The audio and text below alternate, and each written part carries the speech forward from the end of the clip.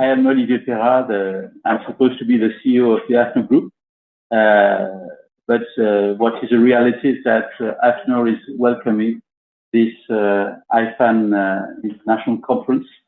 So, well, you've been there already during the Olympic Games, because you might see that the Stade de France is not far away. But the rain is still around, so you can enjoy it as the attendance of the first inauguration session of the Games were able to share. So it's good because, well, we are in 2024. It's the 15th anniversary, I'm told, of IFAN, which is a good news. We are 2 years away from the centenary of AFNOR, which was created in 2026, and maybe in 1926. Sorry, I was wrong. But in 2026, and I was paying attention to the reaction of my good friend Sergio Murica, the intention is to host not the Olympic Games, because it is once every centenary, but the ISO General Assembly for 2026. So, well, do not hesitate to come back at that moment if you enjoyed this current state. And actually, well, it's always interesting to understand a bit and to pay attention to history, because, well, sometimes history is just paving the way for the future. So in as early as 1962, most of you were not born. I was, well, sorry, but most of you were not born, and it was the hosting of the first international conference by AFNOR, and at that time it was gathering 11 national standardization organizations.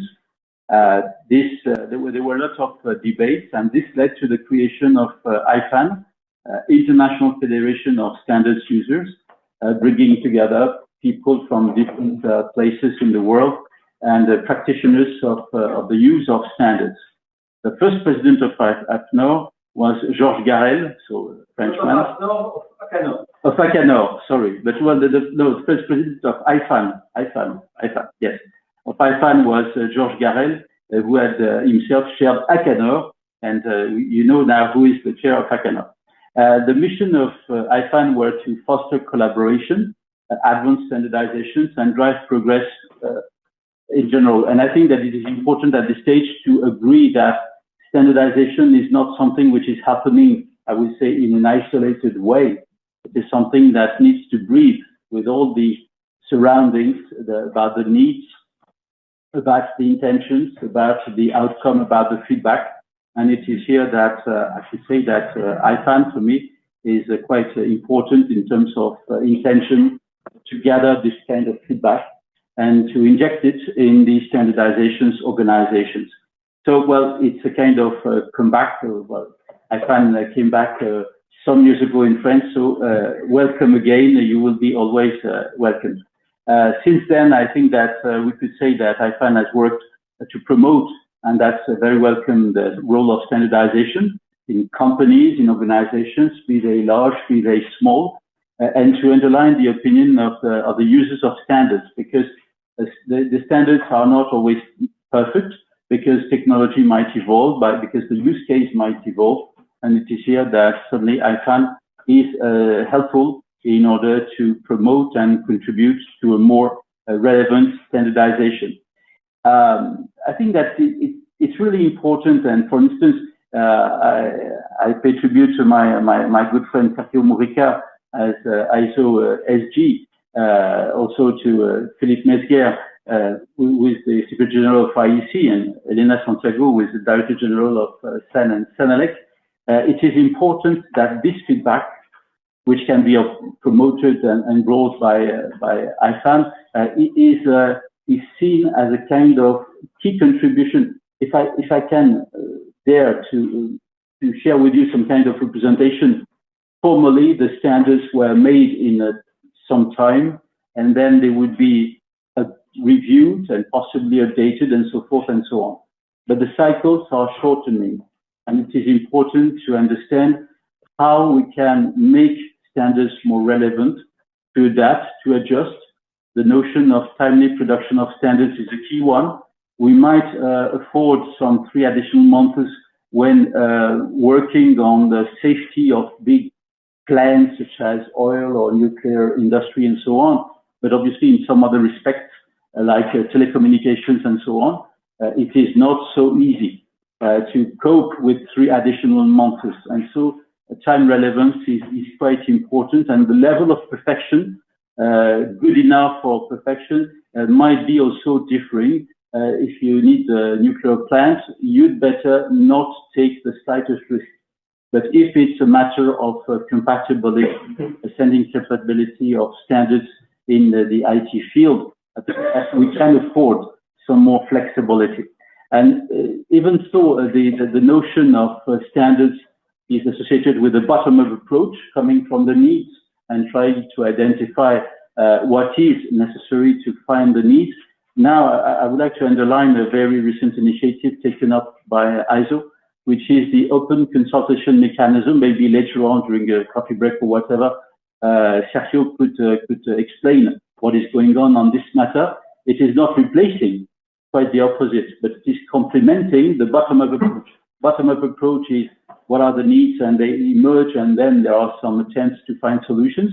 But on the other side, I will not say top-down, it is rather kind of big picture and trying to focus then on a smaller picture, ending up eventually with standards.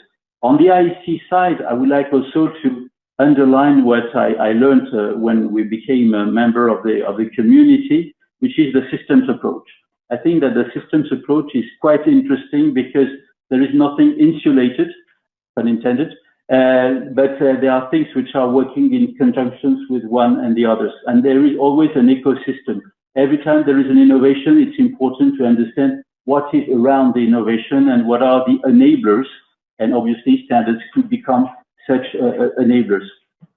We've got also at the European level, and at this level, I think that it's fair to say that there is a privileged thing to take in terms of experience of feedback from the European level, which is the connection between standardizations and regulations. This is certainly something very interesting. I think that experts do recognize that standards contributed greatly to the single market. That's fine. The only reservation I've got, but well, as a kind of rank and file member, is that it's important to avoid the death kiss. The death kiss, because you know, passion can lead to murder, and sometimes if the regulator pretends that he's a standardizer, I don't think that is a good news. And well, the reverse is true. If a standardizer becomes too close from the regulator, it could become also a very, very difficult situation, kind of Stockholmization of the standardization. And I think that it's important to keep a kind of arm's length partnership, a private-public partnership relationship, but in order to avoid this kind of death kiss and to keep it for the video games. Something also which I would like also to mention, because it is particularly dear to my heart. Today, I'm sorry, I will not be with you because I've got, unfortunately, some other commitments, but you will be discussing some very important matters, such as the role of users in standardizations. All the efforts, for instance, which are paid between ISO, IEC, about smart standards, we need use case. We need badly use case to understand what is the added value of the standards. And therefore, we need users in order to be able to share candidly their concerns and to try what we can do in order to make progress. You will be discussing a very, very important matter, which is the place of women and more broadly gender issues in standards. You might know that we've been at the French level at the origin, at the inception of the ISO 53800, which is about equality between women and men. We pay a lot of attention to this kind of thing in order to have a balance, and it is quite important in this respect to have some standards which are not regulations but which are rather belonging to the soft law. You will be also discussing the role of standardizations in the SDGs, in the ecology and so on, and I think that at the French level we are paying a lot of attention to water management, for instance, or circular economy, because there has been also some standards on circular economy. And I think that, once again, we need ecosystem. We need to understand how to make things work. And once again, standards means a lot. I would take just a very, very simple example. We've got dustbins in France with colors.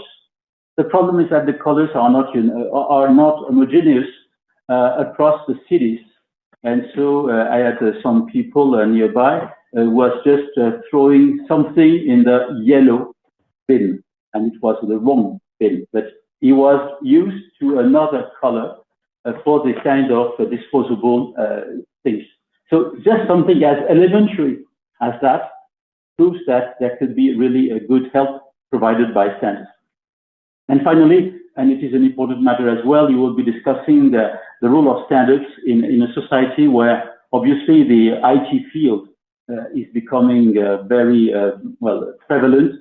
It is permeating through all the organizations and so on. You've got the case for the artificial intelligence standards, which will be particularly discussed at the European level. Once more, we've got some regulations on this matter, and I think also that standards could shine in this respect. So really welcome to the users of standards that you are representing.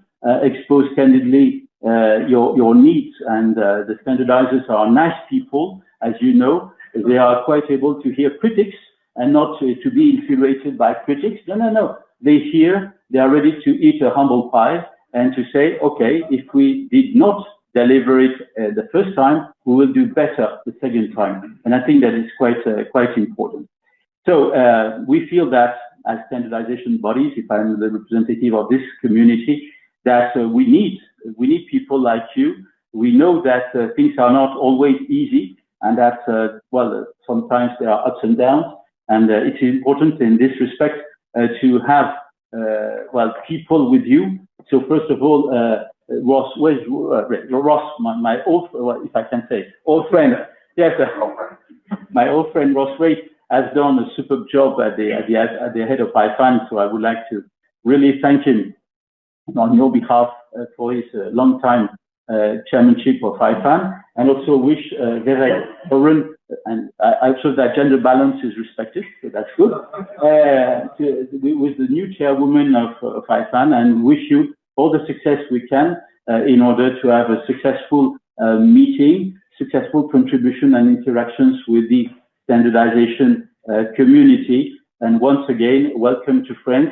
I might not be able to stay much longer, but really you are somewhere in my mind and in my heart, and I wish you the best for the following time for your stay in France. Thank you.